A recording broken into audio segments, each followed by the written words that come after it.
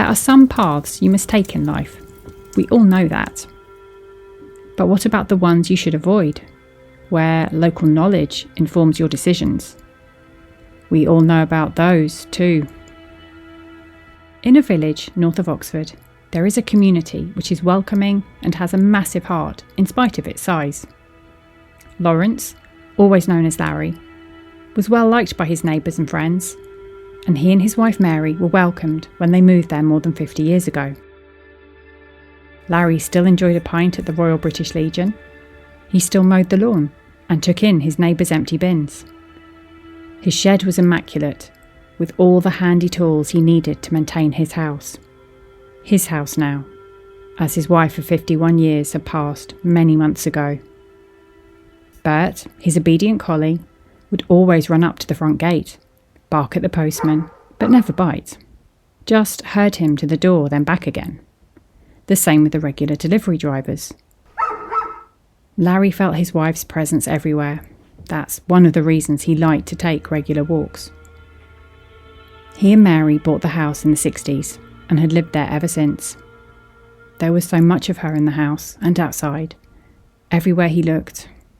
Her favourite roses grew steadily up around the porch. He would touch them as he passed into the house. He didn't have to do much to them, and they always seemed to bloom. So, Larry and Bert enjoyed their daily walks. Rain or shine, they would be out every day, sometimes twice. But rarely in the evening. All the villagers knew it was best not to go out when it was late, and never when it was dark and raining. There were too many unexplained disappearances in Little Goring that tracked with the weather, investigations which led to nothing. The inhabitants knew the streets and they understood the woods. Old Delmare was an ancient wood, and most people gave it a wide berth during the dark days of winter. They had worked out which paths to take, and they knew which ones they shouldn't, especially when it was raining. It seemed more likely that things or beings could slip through when it was raining, and the harder the rain, the more dangerous certain paths seemed to be. One day, in late January, as the winter had taken hold and refused to let go, Larry knew he had to take Bert for a walk. He'd carried out his errands that day, said good morning to people, picked up his prescription. The daily errands that now punctuated his life, but carried little meaning for him anymore. He had wondered if the rain would ease, but it simply hadn't. It really was a bleak day. The clouds remained dark, threatening, and with a never-ceasing supply of hard rain. He had joked to Cheryl in the corner shop that the water company would still bring in a hosepipe ban in the summer. Well, they will. He wasn't wrong. The winter was not ready to give up its hold, and Larry sighed. "Well, Bert, it's that time. We should go out for our walk." Bert barked twice to acknowledge. Larry knew the local rules about the woods, but superstitions didn't bother him. He'd never gone down a path he shouldn't have while Mary was alive. He was aware of those sensitivities. But now, who was left to care? As he made his way to the woods, he passed Eric, a fellow dog walker. Eric looked surprised to see Larry. "Bit late for you and Bert, isn't it? Oh, this weather's horrible." Larry grimaced. "I know, but we haven't been out all day. And Bert is champing for his walk, aren't you, Bert?"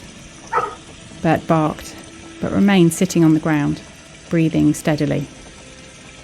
Eric looked uneasy as he saw the opening of the woods ahead. "Well, just take care, yeah? Maybe stick to the well-trodden paths." Larry smiled and waved as he headed into the woods. He could breathe in here. The silence, the calm that the rain provided him. The amount never bothered him. And he knew the woods would be empty, peaceful. He could relax. He began to turn down one of the right-hand paths that forked half a mile into the woods. A path no one else ventured down anymore. He felt some resistance from Bert. "It's okay, boy. Nothing can hurt us here." The entity was lurking amongst the trees, watching them. It was awake. The rain had opened the door. It flexed in anticipation. It watched them carefully, mimicking their trajectory.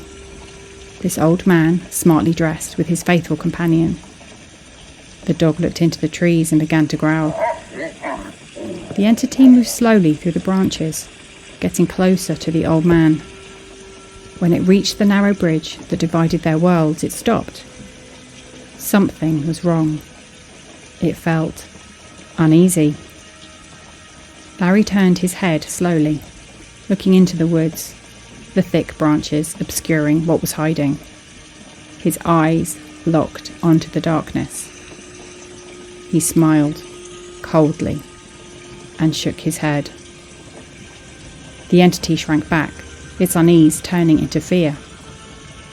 It could taste something bitter in the air, something bad, painful to breathe in. It was never supposed to interact with humans like that. It swept even further back inside the dense forest, retreating to the safety that only darkness could provide. Larry looked on for a few more moments and then chuckled as he walked on.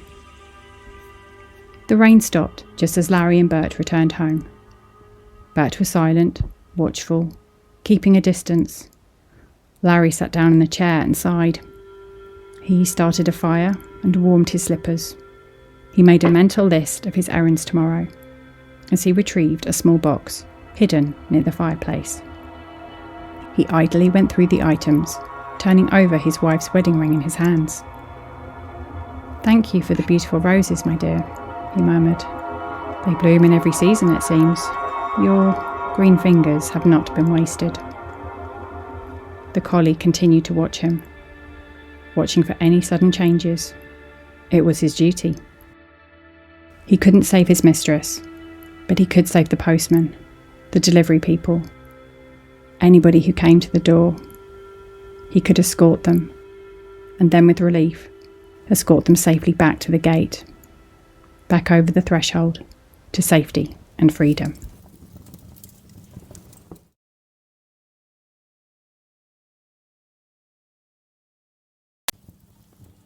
A familiar walk should have been routine for me, but something happened which may have saved my life.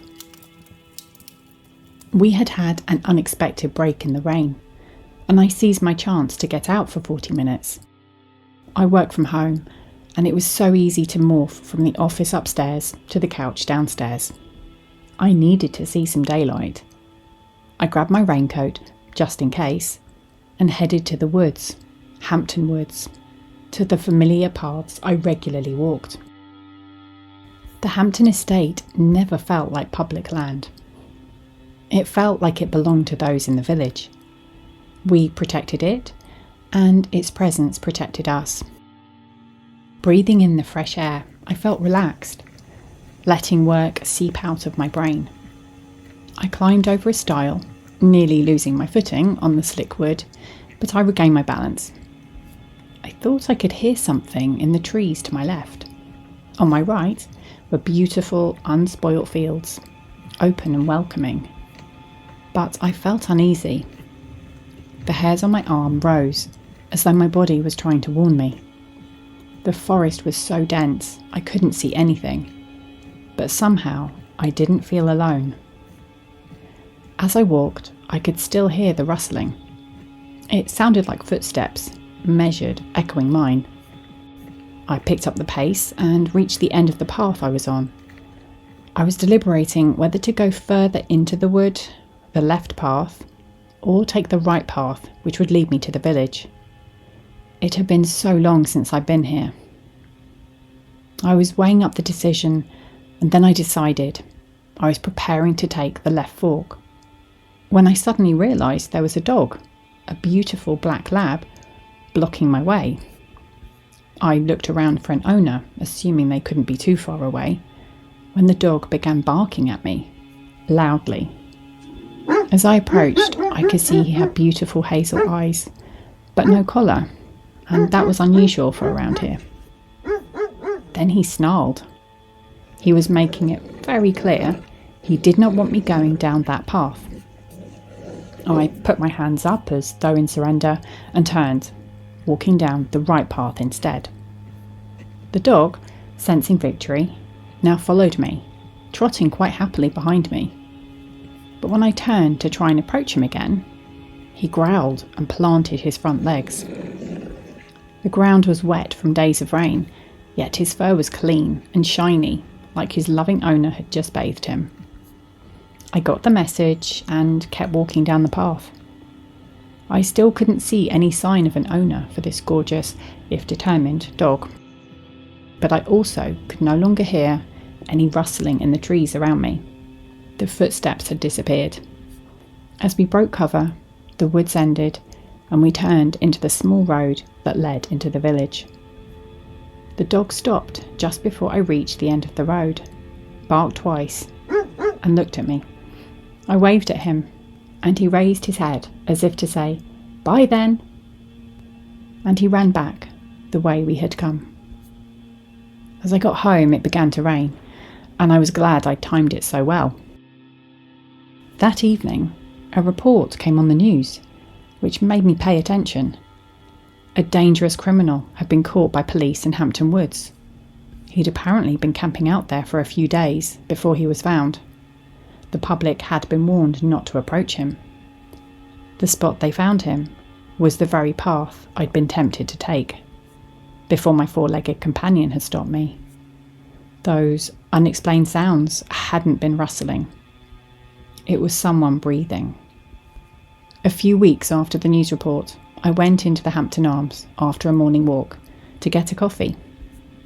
On the wall, I saw a painting of the old squire from the 1800s, William Hampton, who had gifted the woods to the village.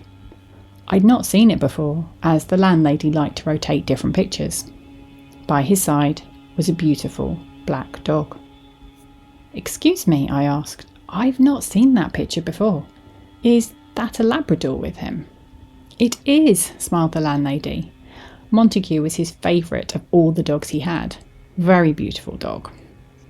Some people say they can still hear his barks across the estate late at night, but that's just local superstition. He was very loyal. Apparently, he could sense danger. Montague once barked non-stop before a hunt," she continued. "It turned out that his master's gun hadn't been cleaned properly, and it would have backfired. That saved his life, most likely." As I left the pub and headed home, I felt dazed. I couldn't be sure the dog I'd seen was the same one as in the painting, but at the same time, I knew it was. I walked slowly up to the entrance of the woods before I made my way home. I whispered, "Thank you," and I swear I heard a short bark and a gruff in reply. I don't take the left path anymore, and sometimes, when the woods go quiet, I hear a bark before I hear anything else.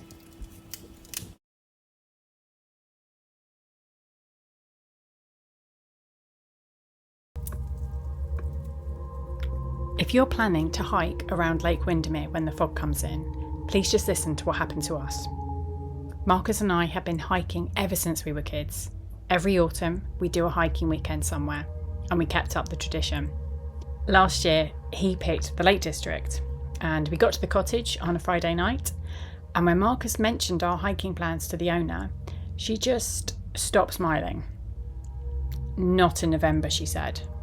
"The fog comes off the lake, it gets really thick and it stays on the paths." Now, there's something you need to know about Marcus. He doesn't take things very seriously, so he just laughed this off and said, "We're experienced hikers," and to be fair, we are. But she didn't laugh back and just handed us the keys and went on her way. Then we get to the Saturday morning. I looked out of the window and I couldn't see past the garden. It was pure grey fog, like somebody had wrapped the whole cottage in cotton wool. I suggested that we wait, just leave it a while and hopefully the fog would lift. Marcus said, "It'll burn off by noon," and was like, "Come on, Ed, we came here to hike." So we went, and I really wish we hadn't. The path followed the shoreline, at least Marcus said it did. I couldn't actually see the lake, through the fog. I could hear the water lapping somewhere to our left, but I couldn't see anything. Then I heard something else, a voice maybe, like someone calling. "You hear that?" I asked Marcus. And he stopped and listened, and then he shouted into the fog, "Hello? Someone there?" And there was no answer, but the voices kept coming. Distant, multiple voices now. "We should head back," I remember saying. "We've only been walking an hour," Marcus argued back. At this point, I stopped to check my phone. There was no signal, but at least I had the offline map. And when I looked up again, Marcus was gone. "Marcus," I called out. And then I called out a lot louder, "Marcus!" And there was nothing. The fog was so thick, I couldn't see more than 5 feet ahead of me. I called his phone, and thank God he answered. But when he spoke, "Ed, don't come near the water." His voice was all wrong, wet and gasping. I asked where he was, and he replied, "I'm in the water. I can't. The fog, it's not natural. The voices you can hear, they are not real people." And at this point I was starting to freak out, and I said, "I'm coming to find you." "No." For a second, his voice was clear, and he just said, "Get to high ground, get away from the lake, promise me." These voices, they drowned here. The fog is them. They want... And his voice cut out. And when it came back, it was fainter. "You've been a good friend, Ed. You've been my best mate. Now go." And then the line went dead. And that's when I heard them properly. Voices all around me in the fog.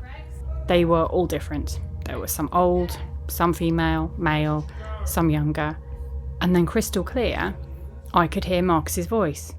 "Ed, I got out. I'm over here." But he just told me not to follow his voice.